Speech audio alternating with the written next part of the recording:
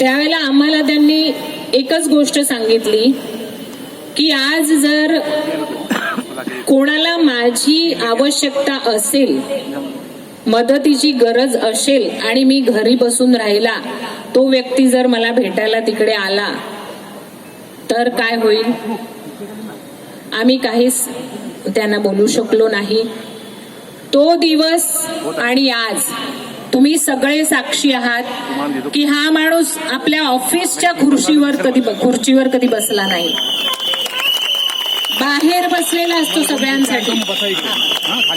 मला मुंबईची काही लोक आली होती, त्यांनी मला एक प्रश्न केला की मॅडम तुमच्याकडे आमदार असा सहजच भेटतो, महापौर असा सहजच भेटतो. म्हटलं हा का. म्हणे आमच्याकडे मुंबईला एखाद्या नगरसेवकाला जर भेटायचं असेल तर आम्हाला चिठ्ठी पाठवायला लागते, अपॉइंटमेंट घ्यायला लागते आणि तेही त्याची मर्जी